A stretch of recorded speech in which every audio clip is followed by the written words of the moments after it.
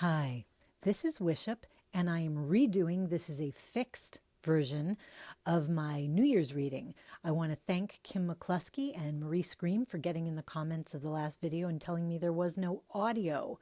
So I'm redoing this. Now, I really thought about whether or not I should redo the draw or pick the same cards, whether or not I was getting some kind of message that I needed to go back to the drawing board, so to speak.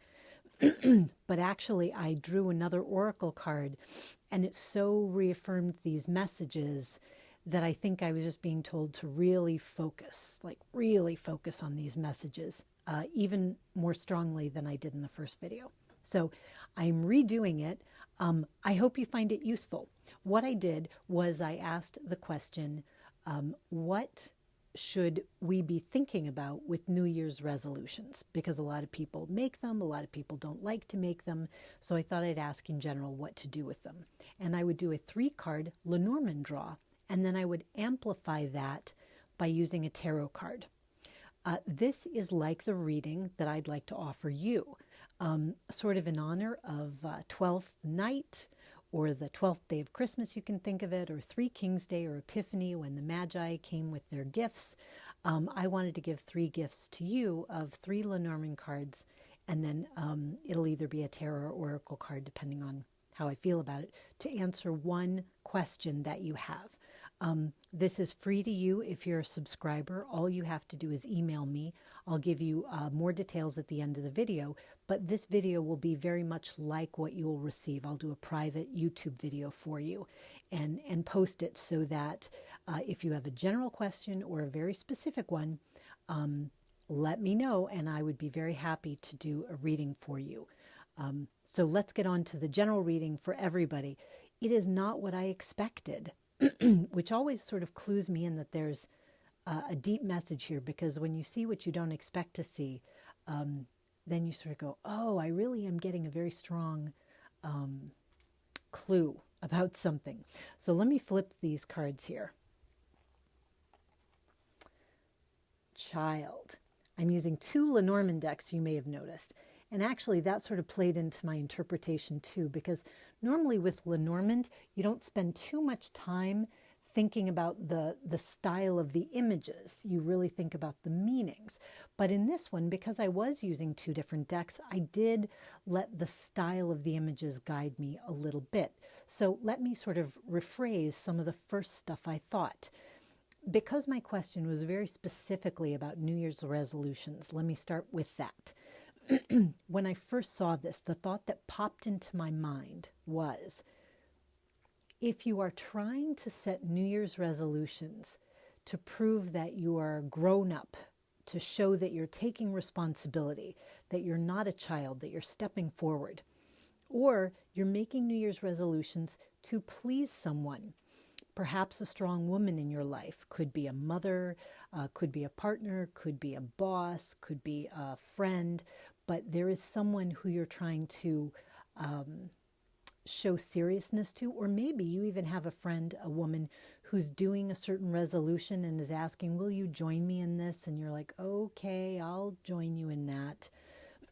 What I think the mice at the end are saying, at least to me, is that forces beyond your control are going to nibble away at these resolutions, and they're going to make you feel like a child again. You're going to feel diminished because you're not going to be able to fulfill these resolutions if you make hard and fast resolutions now, because there are a lot of things still happening, and the kinds of circumstances that are going to crop up over the near future. And I do tend to do card readings just for the near future, so a week, a month, but not too much longer than that, because things change too much. But I would say over the near term, the kinds of things cropping up, like mice, which are a work of nature, right? They're beyond your control. They come whether or not you invite them. There they are. Those kinds of things which come up over the next near term are going to create problems in being able to uphold these resolutions that you've either made to yourself, or possibly you've made to a woman in your life. Possibly you're making them because you're trying to show that you're a grown-up woman in some way, or that you're trying to please a woman. So there's something about that. I'm going to get a lot more into the mother-child dynamic as we go. So I'm not skipping it. These were sort of my very first thoughts. So where the question was specifically about resolutions, it seemed to me if you tried to set hard and fast resolutions right now, it was going to be difficult to keep them, and that could be diminishing to your sense of empowerment and independence and maturity. So that maybe you didn't want to set yourself up for that by leaving things a little looser. And here's where the images come in. In this particular deck, the Retro Lenormand by Alexandre Musruck, the child is in a raincoat. And it's interesting because the woman is in a bathing suit in his deck, in this particular deck. So when I see the child in the raincoat, I think that kid is ready for what comes. That kid is ready to splash in the puddles if that's what looks fun. If it's a heavy rain, the kid's ready. The kid is actually more prepared than the woman for heavy weather. So my idea with this was, when it comes to the idea of New Year's resolutions, keep it loose, keep it fun, and be ready to be adaptable like a child, to take a very open-eyed view of things and to be ready to take the opportunities as they come. And know that there could be some heavy weather, but you're prepared for it. And you can laugh your way through it if you choose. So that was the first part of the reading that I did previously. Then I flipped a tarot card to try to amplify or see if it brought any more clarity. And the card I got, this is from the Golden Tarot. As always, I will put the decks into the description. I didn't last time, but I usually do, and I will put the decks into the description. Now, at least the way I view YouTube videos, you have to press the down arrow to get the description, but I always put sort of bonus material in the description, so if you'd like to check it out, you're invited. Anyway, from the Golden Tarot, I got the Eight of Wands, which is, of course, a card of great activity. You see these wands streaking their way towards their goal. And this sort of banner wrapped around the one indicates that it can be messages flying by, that we're dealing, even though this is wands, which is fire, we have wands flying through the air with the bird and with the little message, which can sort of symbol that these are messages flying, communications flying. Some people view this as a travel card, that you're flying. But in any case, there's a lot going on. And this only strengthened my feeling that there was going to be too much going on in the early part of January to really know what your big goals for the year should be yet. That maybe holding off and kind of letting things settle a little bit, or just letting things happen, might be a better idea given the energies at work. I will mention right now, all the planets are direct, which is exciting. Mercury will go retrograde. It's January 5th or 6th, I can't remember which is also Three Kings Day. I am going to honor emails I get asking for the free readings through January 6th. But I'm also planning on putting up more content about Mercury retrograde because I have some thoughts on it, which maybe you'll find interesting or fun, or some ideas of ways to work with Mercury retrograde energy that I hope are more useful and constructive than be afraid, hide under your bed, don't do anything, and just wait for it to be over. I think there's a lot more that can be offered. Anyway, getting back to the main reading. So the Eight of Wands to me really strengthened the idea that there's a lot going on. Now, the other thing, which is of course implied by these cards with the child and the woman, is that we have a mother-child relationship. And that there are issues, sorry for clearing my throat, there are issues that have to deal with nurturing. So when I was looking at whether or not to pull all new cards, I pulled an oracle card. And I pulled it from the Sacred Rebels Oracle by Alana Fairchild. And here's the card I got. Hope you can see all this. It's 39, free from judgment, free to love. Now, I will not read you the entire section on this card in the book, but I will tell you, I will read you the first little part. Okay, Imagine a world so infused with bliss, love, and wonder that you naturally and always feel as safe as a nourished, cherished baby in the arms of the universal mother.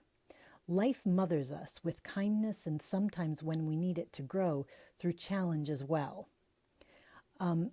What happens is, with this card, the whole rest of the description is about mothering and being mothered, whether in the typical way of through, family ties, but also it could be people who you care for in this life or who have cared for you. People who are nurturing. So this, of course, is men as well. Men nurture and care. And this is all that kind of nurturing behavior that we think of tied with that archetype of mothering. So if you've been mothering someone and you've been mothering them in a way that's been maybe taxing or challenging, are you feeling diminished by that? Are you feeling a little bit broken down by that? Do you need to then make sure that you're nourishing yourself so that you have something to give? Because that's what I can see with these mice. If you are nourishing someone, nurturing them, caring for them, when you are being strong for them, are you also able to relax and give them a chance to nurture you in return? Sometimes we gain such strength through challenge that we learn to be, warriors, and we're veterans, and we're battle scarred, and we're hardened, and we're stronger than we've ever been. And maybe we didn't want to have to fight the battles that we did to gain this strength. But now, being strong, we move forward. But do we know how to sit back and how to accept nurturing, how to accept healing, how to accept kindness? Can we accept it from women in our lives? Can we accept it from nurturing people in our lives? Can we accept it from Mother Nature? If you're feeling separated, like when I see these mice, another thing I think of are the mice in Cinderella. Cinderella is helped by her fairy godmother and all the little animals of the house that help her to get her chores done against the evil stepmother, right? So if you have, this offers a few different ideas. If you have a woman in your life you've turned into an evil stepmother, is it possible in your mind to turn her into a fairy godmother to see what blessings are there for you? Have you become the evil stepmother to somebody and you need to reclaim your identity as the fairy godmother? Are you letting Mother Nature in the form of these little mice? Because I see every card as having a positive and a negative side. Mice not universally negative. Nothing is. So maybe these mice are nature nibbling at you, trying to let you know, hey, pay attention, right? Pay attention to the universal mother. Pay attention to Mother Nature. Pay attention to that side of yourself that deals with the cycles of the earth, that deals with the cycles of life, and that can deal with them in a peaceful, loving, embracing, accepting manner. So maybe that's what's being said. So I feel like there's an awful lot going on with mothering, and I didn't expect mothering to be the message, that we need to be more mothered, that we need to mother ourselves, that we need to accept mothering, or to refine relationships in our life. Maybe they've gotten out of control and you're now in a mothering relationship with someone who really should be standing on their own.